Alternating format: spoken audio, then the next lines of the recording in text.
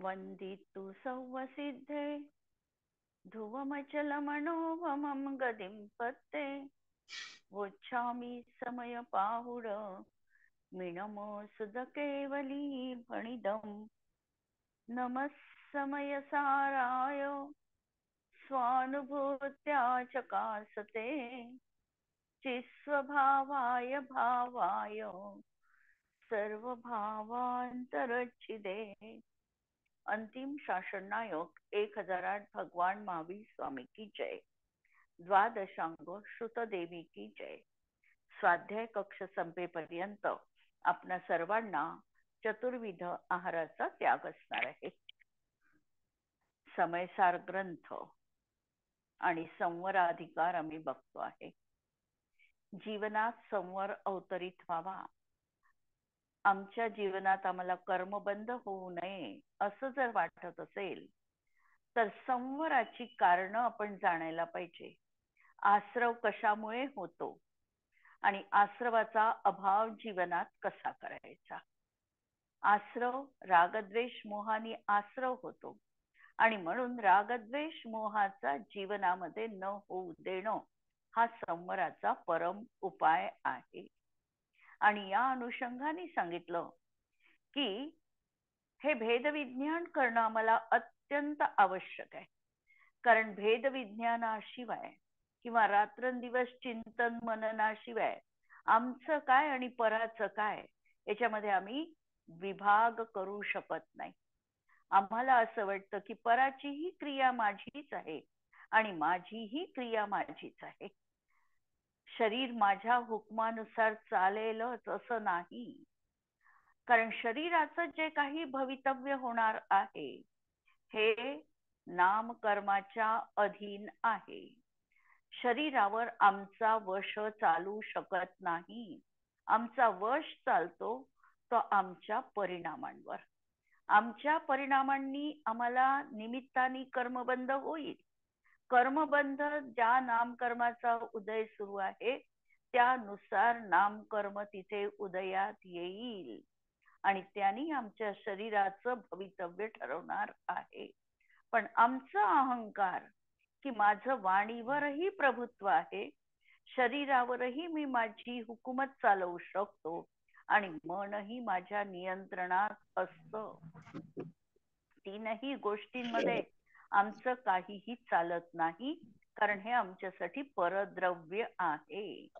काल आम्ही उदाहरण बघितलेलं होतं की एखाद्याला जर पॅरालिसिस झाला तर त्याचं काय त्याच्या शरीरावर चालतं, काहीही नाही चालू शकत। आणि आम्ही मात्र उगाच निराकारण आम्ही अहंकार करतो आणि या अहंकारापोटी मी पराचही करू शकतो, सर्वांचं चांगलं वाईट करण्याचं सामर्थ्य माझ्यात आहे हे आम्ही मानून बसतो। जे तीर्थंकरांमध्ये सामर्थ्य नाही। आठवा आदिनाथ स्वामींचं उदाहरण, मारीचीच्या जीवाला ते त्या भावामध्ये मोक्षाला नेऊ शकले नाही कारण त्याच्यावर त्यांचं काहीही चालत नाही। त्याचं जे भवितव्य होणार होतं त्याला फक्त आदिनाथ स्वामींनी जाणलं। नेमिनाथ स्वामींचं उदाहरण आठवा। द्वारका जळणार आहे हे नेमिनाथ स्वामींच्या ज्ञानात ज्ञात झालं, पण द्वारका जळण्याची ते वाचवू शकले नाही। किंवा द्विपायन मुनीच्या क्रोधाला वश करण्याची त्यांची तयारी म्हणजे त्यांची सामर्थ्य नाही, त्यांची शक्ती नाही आहे। आणि आम्ही मात्र विनाकारण हा अहंकार करतो आणि अशा तऱ्हेने पराचं मी करू शकतो हा आमचा अहंकार आम्हाला प्रथमतः दूर करायचा आहे। संवराची कारण सांगताना सगुप्ती समिती धर्म अनुप्रेक्षा परिषजय चारित्रयी ही संवराची कारण सांगितली। गुप्ती कोण धारण करू शकतो? जो महाव्रती आहे तो गुप्ती धारण करू शकतो। आता उलट्या क्रमाने आम्हाला संवरेकडे जायचंय। गुप्ती समिती धर्म अनुप्रेक्षा परिषजय आणि चारित्र हे सांगताना या क्रमाने आचार्यांनी सांगितले, पण पहिल्यांदा जीवनात आम्हाला चारित्र धारण करावं लागेल. म्हणजे चारित्र्याचा अभ्यास करण्यावरच आम्हाला परिशह काय असतात हे समजू शकणार आहे. जर आम्ही चारित्र्य नाही धारण केलं तर परिशहांशी सामना करण्याचा प्रश्नच येत नाही.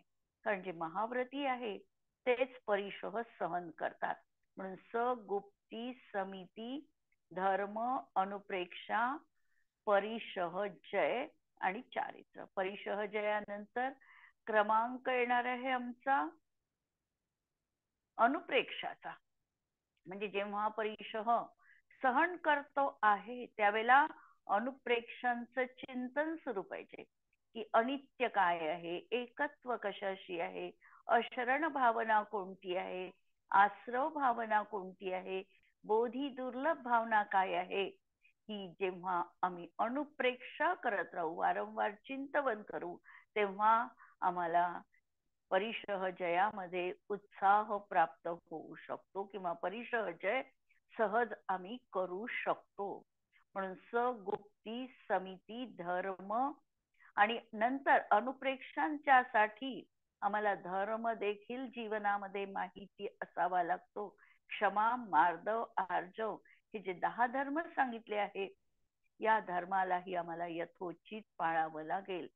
नंतर 10 धर्मात स्थिरता करण्यासाठी समितींचं पालन करावं लागेल.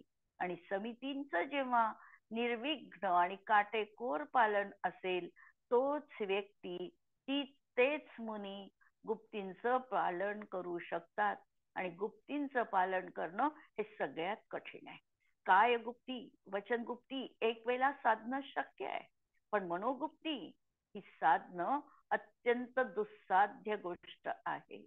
आम्हाला उदाहरण आठवत असेल, ज्या वेळेला चेलना राणी आहार देण्यासाठी त्या ठिकाणी उभ्या राहिल्या. सैनिक राजांनी त्या दिवशी जो मुनींसाठी आहार बनविलेला होता याच्यामध्ये त्यांना न चालणाऱ्या पदार्थांचं मिश्रण केलं होतं, केवळ जैन धर्मांच्या साधूंची परीक्षा घेण्याच्या दृष्टीने. चेलना राणीला ही गोष्ट ज्ञात होती, परंतु तिलाही एक विचार होता की ठीक आहे आमचे साधू याच्यामध्ये उत्तीर्ण होतीलच. पडघाण करण्यासाठी त्या उभ्या राहिल्या आणि उभ्या राहिल्यानंतर साधूंच्या समोर 3 बोट त्यांनी धारण केले. 3 बोट धारण केले याचा अर्थ होता की जे मनोगुप्ती वचनगुप्ती आणि कायगुप्ती या 3 गुप्तीचे धारक असतील त्यांनीच या ठिकाणी आहाराला यावं. अनेक साधू समोरून निघून गेले कारण त्यांच्याजवळ वचनगुप्ती आणि कायगुप्ती होती, मनोगुप्ती नव्हती. आणि असे मनोगुप्तीवाले मुनी जेव्हा चेलना राणीच्या समक्ष स्थिर झाले आहारासाठी त्यावेळेला सगळं पडगाहन केल्यानंतर आहाराला जेव्हा ते आले तेव्हा त्यांनी जाणलं की या आहारामध्ये अशा प्रकारची आज अशुद्धी आहे. मुनी परीक्षेत उत्तीर्ण झाले आणि हे शक्य झालं गुप्तींचं पालन त्यांच्या जीवनात होतं म्हणून, मनोगुप्तीचं पालन होतं म्हणून. म्हणून गुप्ती साधणं हे इतकं सहज साध्य नाहीये, कष्ट साध्य आहे. तपश्चर्या तेवढ्या प्रकारचे परिश्रम त्यांना जीवनात करावे लागतात. एवढं सगळे हे संवराला आम्हाला जर धारण करायचं असेल तर या सगळ्या गोष्टींचं आम्हाला चिंतन मनन जीवनात करावं लागणार आहे. सगळं परिशह कसे सहन करायचे, परिशह सहन करत असताना हा परिशह मला आता होतो आहे आणि मी तो सहन करतो आहे याही भूमिकेच्या अतीत जे जातील ते परिशह जयी खऱ्या अर्थाने म्हटल्या जातात. आज आम्ही बघतो आम्ही कितीदा एका गोष्टीची उजळणी करतो. वातावरण जे आहे ते तर आम्ही बदलवू शकत नाही, पण आम्ही काय गरमी आहे किंवा किती थंडी आहे किती थंडी आहे असं करून एवढूसा देखील परिशह सहन करण्याची आमची स्वतःची तयारी जीवनात नसते. अशा वेळी अशा मुनींचं उदाहरण आमच्या डोळ्यासमोर आम्हाला आणायचं आहे की जे मुनी अशा शीतकालामध्ये देखील अंबराच्या खाली आपलं ध्यान करतात. ही आहे आमच्या जैन मुनींची ही साधना आहे. हे त्यांचं सतीचं वाण असणार आहे. आणि याच्यामध्ये हेच आम्हाला पाहायचं आहे. पाहत असताना आचार्यांनी सांगितलं या 2 गाथांमध्ये की असं हे भेदविज्ञान माझं काय पराचं काय याचं सतत जागरूकपूर्वक अनुभवन आमच्या जीवनात आम्ही करतो का? करत असताना क्रिया करतो आहे. क्रिया करत असताना यामध्ये पुद्गलाची क्रिया कोणती आहे आणि जीवाचा परिणाम कोणता आहे, इथे आम्हाला भेदविज्ञान करायचं आहे. भेदविज्ञान शरीरामधलं आम्हाला आत्ता इथे नाही करायचंय किंवा परवस्तूपासून भेदविज्ञान नाही करायचंय. इथे तर भेदविज्ञान आम्हाला करायचं आहे ते स्वभाव आणि विभावात. राग येतो आहे आणि राग येत असताना सुद्धा मी सजग आहे का? राग येत असताना देखील राग विभाव आहे हे मला अनुभूतीत येत आहे का? हा भेद हा माझा नाही हे मला समजत आहे का? हे आहे भेदविज्ञानाची या ठिकाणी चरम सीमा. म्हणून हे भेदविज्ञान, या भेदविज्ञानाच्या सद्भावामध्ये जीव ज्ञानी बनणार आहे. आणि जर ज्ञानी जो आहे तर त्याला कितीही उपसर्ग आले तरी देखील तो आपला स्वभाव बदलत नाही. तसही वस्तूचा कधी स्वभाव बदलू शकत नाही. आणि कधी कधी आम्ही म्हणतो की हा माझा स्वभाव आहे. कशाला? की राग आला आणि आम्ही म्हणतो की हा तर असा माझा स्वभावच आहे, मला बिलकुल अन्याय सहन होत नाही, हे माझ्या स्वभावातच नाही. परंतु इथे मात्र स्वभाव याचा अर्थ हा विभाव भाव नाही.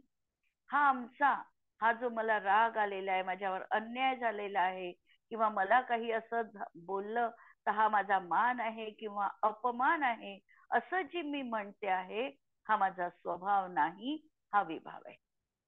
आणि विभाव हा आम्हाला काढायचाच आहे. विभाव हा स्थिर राहू शकत नाही, यापासून आम्हाला दूर हटायचंच आहे. म्हणून इथे स्वभाव म्हणत असताना आमचा जो त्रिकाली न्यायोगपणा आहे, ज्ञाता द्रष्टा भाव आहे, चैतन्य भाव आहे, आनंद म्हणजे अतिंद्रिय आनंदपणा आहे, अनुपम सुखपणा आहे, हा माझा स्वभाव आहे. आणि हा स्वभाव कोणत्याही परिस्थितीत आमच्यापासून निघून गेलेला नाही. आज त्याची विभाव अवस्था दिसते आहे, पण मला माझ्या स्वभावात राहायचं आहे. इथे हे भेदविज्ञान संवराधिकारामध्ये केलेलं आहे. तसही मी पहिल्यांदा संवराधिकाराच्या सुरुवातीला एक वाक्य बोललेली होती की संपूर्ण समय सारच भेदविज्ञानासाठी समर्पित आहे. पण संवराधिकारामध्ये सर्वत्र भेदविज्ञानाचीच प्रधानता राहिलेली आहे. दुसरा विषय त्यांनी या संवराधिकारात घेतलेला नाही. म्हणून संवराधिकार हा भेदविज्ञानासाठी समर्पित असलेला आहे. उदाहरण या ठिकाणी आम्हाला दिलं की सोनं कितीही तापविलं अग्नीमध्ये तरी देखील त्याचा सुवर्णपणा गुणधर्म त्याचा सुटलेला नाही. त्याप्रमाणे आत्मा हा कर्मोदयाने कितीही तप्त झाला, कोणत्याही प्रकारची त्याला तीव्र समस्या जीवनात असेल, आत्यंतिक दुःख असेल किंवा उपसर्ग असेल, काहीही असलं तरी देखील हा जीव, ज्ञानी जीव त्या ठिकाणी आपला स्वभाव सोडत नाही. त्याचा जो न्यायकपणा आहे हा निरंतर त्याच्या सोबत विद्यमान आहे. आणि त्यांनी एक नियम या ठिकाणी सांगितला, कारण हजारो कारण मिळाली तरी देखील वस्तू आपला स्वभाव सोडत नाही. संस्कृत मध्ये दिलं, कारण सहस्रेणापि स्वभावस्य अपोढुम अशक्यत्वात्. स्वभाव कधी सोडल्याच जात नाही. आणि मन वस्तू स्वभाव जो सोडेल तर वस्तू मात्राचाच उच्छेद होईल, पण वस्तूचा कधीही अभाव होत नाही. सामान्य गुणधर्म, वस्तूचे अस्तित्व, वस्तुत्व आदी. कारण सत्तेचा नाश होणं असंभव आहे. काल मी अनेक उदाहरणं आमच्या डोळ्यासमोर आणून पहा की कोणतीही वस्तू समूळ नष्ट झालेली आहे आणि शून्यातून काहीतरी जग उत्पन्न झालेलं आहे, असं कधीही शक्य नाही. हे जग जे आहे हे निरंतर 6 द्रव्य याच्यामध्ये विद्यमान राहणारच आहे. या 6 द्रव्यांचं रूपांतरण होईल, अवस्थांतर होईल, पण वस्तू समूळ नष्ट झाली आणि काहीही नव्हतं, शून्य होतं आणि शून्यातून काहीतरी उत्पन्न झालं, असं त्रिकालामध्ये होणं नाही. म्हणून हे असंभव आहे. आणि असं जो जाणतो तोच खऱ्या अर्थाने वस्तुतत्वाचा ज्ञाता आहे आणि म्हणून तो ज्ञानी आहे. आणि असा ज्ञानी कर्मानी कितीही घेरला तरी देखील रागी द्वेषी मोही होत नाही. आम्ही जर प्रथमानुयोगाची ग्रंथ जर आम्ही बघितली, प्रथमानुयोगाचंच कशाला, आम्ही साधं समाधी शतक जर बघितलं, समाधी मरण, त्या समाधी मरणामध्ये आम्हाला कितीतरी मुनींची नावं दिसतात की सगळे मुनी यांच्यावर घोरोपसर्ग, विजयीन जिन पार्श्वनाथ स्वामींवर घोर उपसर्ग झाला, सुपार्श्वनाथ स्वामींवर उपसर्ग झाला. हे तर तीर्थंकरांच्या बाबतीत, किंवा कित्येक मुनी, सुकुमार मुनी यांच्यावर उपसर्ग झाला, सुकौशल मुनी, पांडव, अनेक मुनी असे आहे की ज्यांच्यावर घोर उपसर्ग झाला. पूर्वकृत कर्माचा उदय. त्यांनी दुसऱ्याला दोषी नाही ठरवला. पांडवांच्या शरीरावर जरी दुर्योधनांच्या भाच्यानी त्या ठिकाणी तप्त अलंकार चढविले तरी त्यांनी त्या व्यक्तीला त्यासाठी जबाबदार नाही धरलं. त्यांनी तर हे पाहिलं की माझा कर्मोदय आहे, कर्मोदयानी मला हे उपसर्ग सहन करावे लागले, असाताचा उदय आहे. आणि असाताचा उदय का आला, तर परत आमच्याचकडे आमची अंगुली गेली की माझंच पूर्वकृत आहे. म्हणजे जबाबदार कोण, तर मीच त्याला जबाबदार आहे.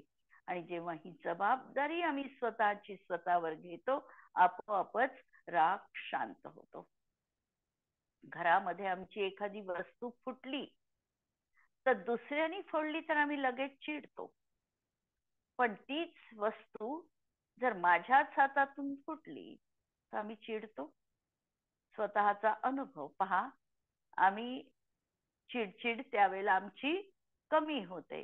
त्याप्रमाणे या उपसर्गासाठी माझा मीच जबाबदार आहे असं जर आम्ही स्वतःकडे आम्ही निर्देश केला तर आपोआपच हा जो आमचा तीव्रता होती रागद्वेष मोहाची ही शांत होणार आहे. किंवा ज्ञानी झालं की त्याला वस्तुस्थिती कळते आणि तो सहजच आपल्या न्यायोक स्वभावात लीन राहतो. म्हणून काल आपण इथपर्यंत बघितलेलं होतं की असा जाणणारा ज्ञानी कर्मांनी घेरला असूनही रागी द्वेषी मोही होत नाही, परंतु एक शुद्ध आत्म्यासच प्राप्त करतो. जाणलं तर सगळं आहे, कारण जाणणं जीवाचा स्वभाव नाही आहे.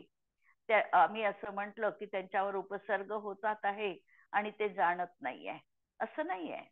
जाणत आहे, पण जाणत असून सुद्धा उपयोग तिकडे एकाग्र केला नाही. उपयोगामध्ये स्व आत्मतत्व प्रधानतेनी आहे, त्याचं चिंतन सुरू आहे, त्याचं ध्यान सुरू आहे, तिथे एकाग्रता आहे.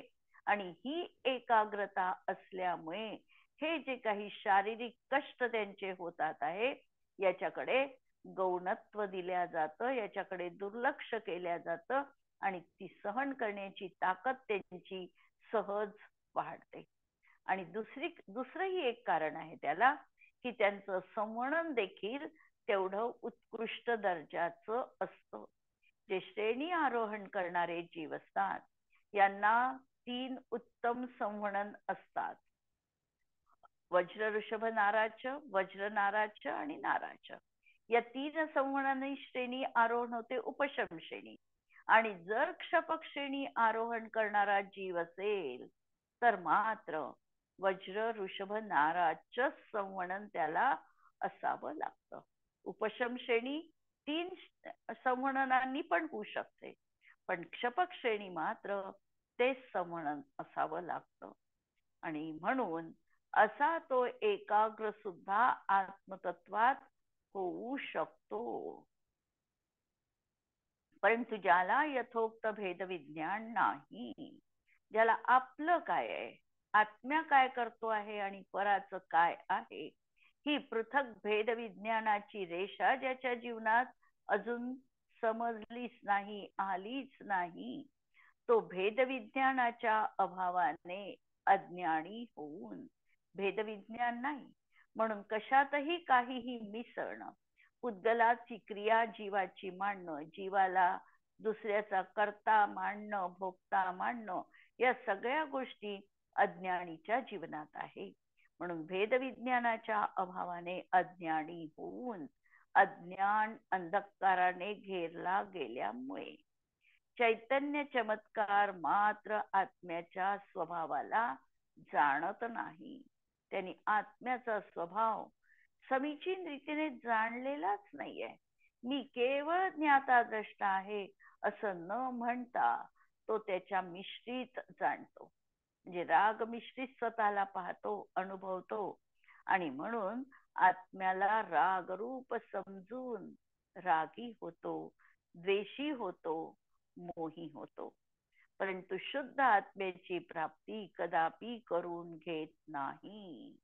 म्हणून भेद विज्ञानाने शुद्धात्म लाभ होतो.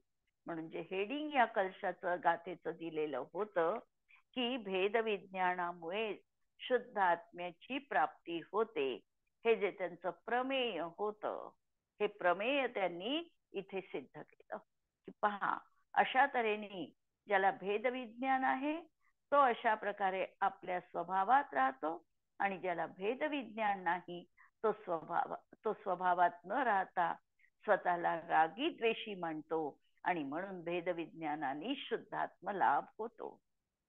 भेद विज्ञानामुळे आत्मा ज्ञानी होतो. तो जाणतो की आत्मा कदापि ज्ञान स्वभावाने रहित होत नाही. म्हणून कर्माच्या उदयाने तप्त होऊनही रागी द्वेषी न होता ज्ञान स्वभावापासून रती मात्र ढळत नाही. आणि म्हणून कर्म तीव्र कषायाचा उदय सुरू आहे, उपसर्ग सुरू आहे, आणि यांची आत्मलीनता प्रति समय वाढते आहे असं चित्र आम्हाला बघता येतं. पार्श्वनाथ स्वामींवरचा उपसर्ग आठवा. घोरोपसर्ग झाला, एवढ्या विजांचा कडकडाट झाला, गारांचा वर्षाव झाला, उपलांचा वर्षाव झाला, आणि तरी देखील पार्श्वनाथ स्वामी आपल्या ध्यानामध्ये एकाग्र आहे. अशा प्रकारे ते रती मात्र यत्किंचित तसु मात्र देखील ज्ञान स्वभावापासून च्युत झाले नाही. जर स्वभावाचा अभाव होईल तर वस्तूचाच नाश होईल, हा नियम आहे.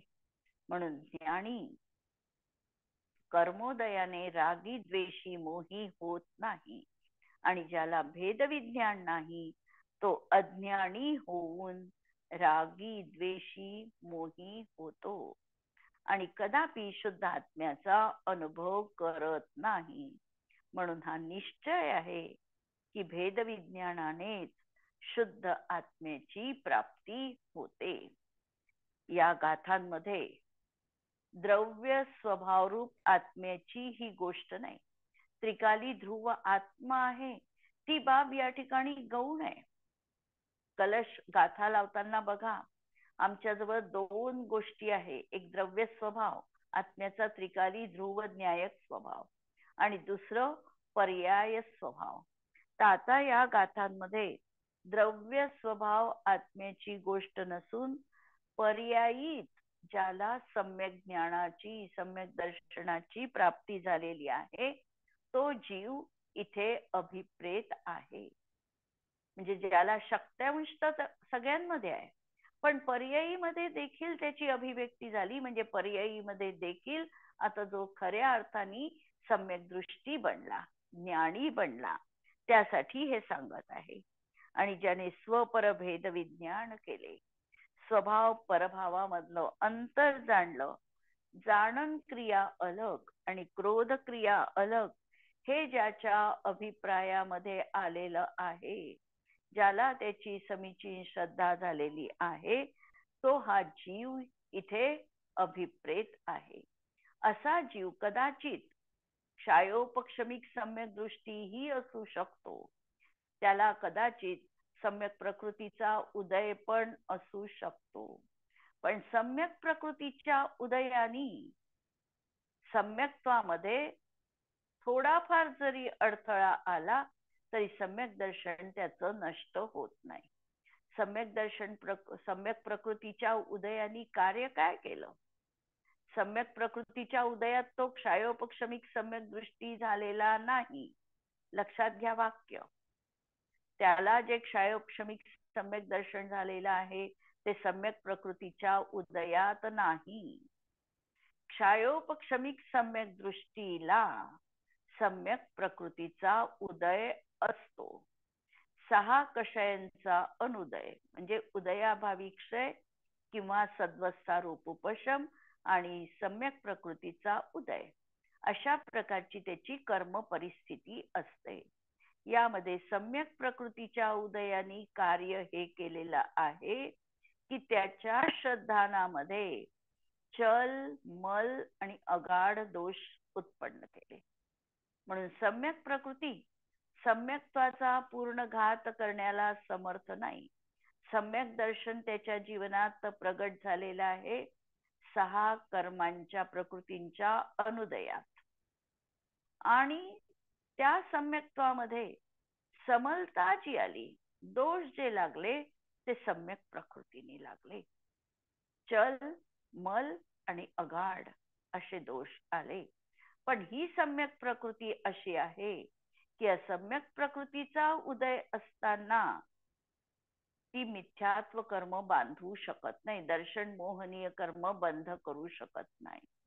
कारण सम्यक प्रकृती ही मुळात उदयीमान असताना सुद्धा बंध करायला असमर्थ आहे, कारण ती अबंध प्रकृती आहे.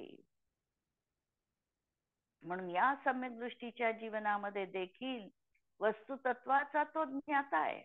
त्यामुळे त्यालाही राग, द्वेष, मोह भावाला तो स्वामित्व रूपाने स्वीकारत नाही, त्याला स्वभाव मानत नाही. हा स्वभाव आणि विभावात निरंतर भेदाला जाणणारा असा ज्ञानी जीव असणार आहे. म्हणून वितराग भावाचा रंग ज्याच्यावर आहे त्याच्यावर कोणत्याही भावाचा रंग चढत नाही. भूमिका योग्य चारित्र मोहनीयाचा परिणाम असतानाही अनंतानुबंधी क्रोध, मान, माया, लोभ हे त्याच्या जीवनात असत नाही.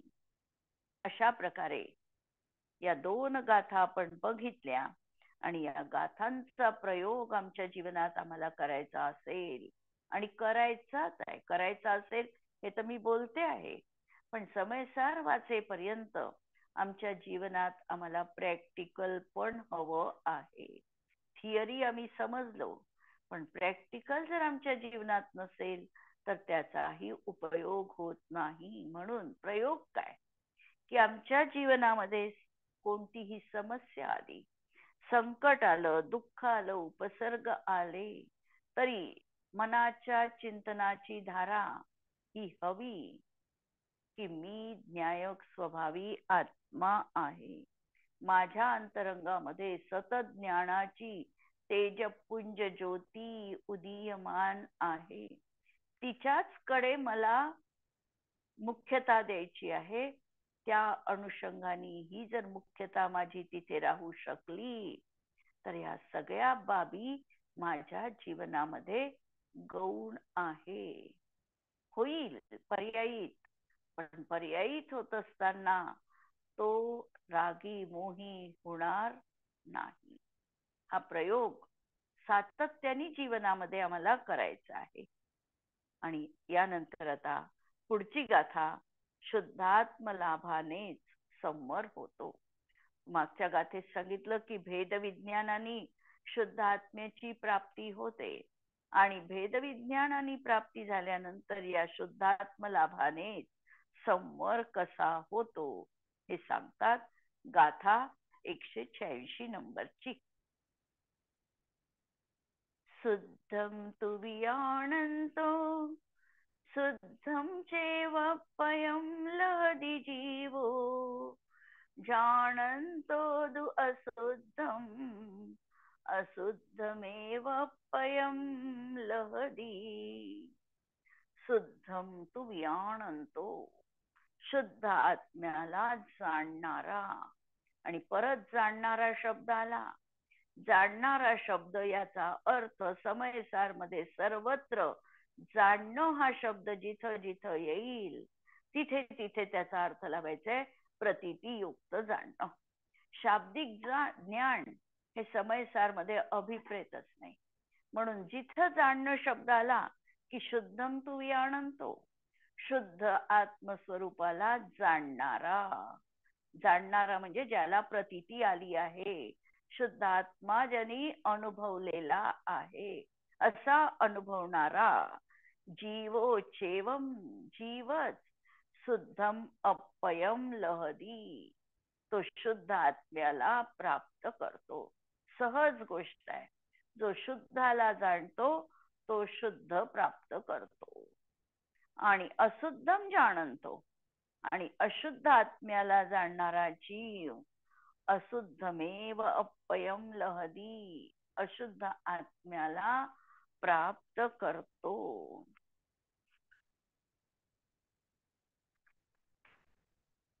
जे जीव सदैव अखंड धारावाही ज्ञानाने शुद्ध आत्म्यास प्राप्त करून स्थित आहे, तो पुरुष ज्ञानमय भावापासून ज्ञानमयच भाव होतात. ज्या ठिकाणी जे आहे त्यापासून त्याचीच उत्पत्ती होते. ज्याच्या जवळ ज्ञान आहे तो ज्ञानाच्याच गोष्टी करेल. ज्याच्या प्रती राग आहे, ज्याच्या मनात राग आहे तो राग भावालाच बघेल. जे ज्याच्या जवळ आहे तो त्याच्याच गोष्टी आणि त्यालाच तो प्राप्त करेल. म्हणून ज्ञानमय भाव ज्ञानी जवळ आहे तर त्या ज्ञानमय भावापासून ज्ञानमयच भाव होतात. या न्यायाने आगामी कर्माश्रवाला निमित्तभूत राग द्वेष मोहांच्या परंपरेचा निरोध झाल्यामुळे शुद्ध आत्म्यालाच प्राप्त करतो. आता हा आत्मा जो आहे हा आत्मा संवराला प्राप्त करणारा जीव आहे. त्याला शुद्ध आत्म्याची उपलब्धी झालेली आहे. कारण शुद्ध आत्म्यानेच लाभानेच परम संवराची प्राप्ती होणार आहे. हा जीव कसा आहे तर सदैव अखंड धारावाही ज्ञान. सदैव म्हणजे नेहमी, अखंड खंडित न होता, आणि धारावाही प्रवाहमान असणाऱ्या अशा ज्ञानाने शुद्ध आत्म्याला प्राप्त करून स्थित आहे. त्यांनी शुद्ध आत्म्याला आता प्राप्त केलेलं आहे. असा पुरुष ज्ञानमय भावापासून ज्ञानमयच भाव होतो. ज्ञानीच्या जीवनात ज्ञानमय भाव होणार आहे कारण त्याच्या अंतरंगात ज्ञान आहे. जे ज्याच्या जवळ आहे त्यापासून त्याचीच उत्पत्ती होणार असते. अज्ञानोपास्तिर अज्ञानम ज्ञानम ज्ञानी समाश्रयात, इष्टोपदेश मध्ये श्लोक. तर ज्ञानमय भावापासून ज्ञानमय भाव प्राप्त होतो. या न्यायाने आगामी कर्माश्रवाला निमित्तभूत रागद्वेष मोहाच्या परंपरेचा निरोध झाल्यामुळे आता जर त्याचा ज्ञानमय भाव होत आहे तर आम्ही आश्रवाचं कारण बघताना पाहिलं होतं पूर्वबद्ध कर्माचा उदय, त्यामुळे नवीन कर्माचा आश्रव आणि या नवीन कर्माच्या आश्रवणामध्ये निमित्तभूत रागद्वेष मोह परिणाम. पण आता आगामी कर्माश्रवाला निमित्तभूत असलेले रागद्वेष मोहरूप परिणाम त्याचे झाले नाही. त्याचा परिणाम कोणता झाला? ज्ञानमय परिणाम झाला. म्हणून या रागद्वेष मोहाच्या परंपरेला त्यांनी खंडित केलं, त्याचा निरोध केला. त्यामुळे आता शुद्ध आत्म्याला तो प्राप्त करतो. आणि जो जीव अज्ञानाने अशुद्ध आत्म्याच्या अनुभवामध्ये स्थित आहे, तो अज्ञानमय भावापासून अज्ञानमय भाव होतात. या न्यायाने आगामी कर्माश्रवाला निमित्तभूत रागद्वेष मोहाच्या परंपरेचा निरोध न झाल्यामुळे अशुद्ध आत्म्याला प्राप्त करतो. आणि म्हणून निष्कर्ष परत शुद्ध आत्म्याच्या लाभाने संवर होतो. त्याला नवीन कर्म बंध झाला नाही. नवीन कर्म बंध झाला नाही याचाच अर्थ त्याला संवर प्राप्त झाला. आणि संवर का प्राप्त झाला? तो शुद्ध आत्म्याला तो प्राप्त झाला आहे म्हणून शुद्ध आत्म्याच्या लाभाने संवर होतो.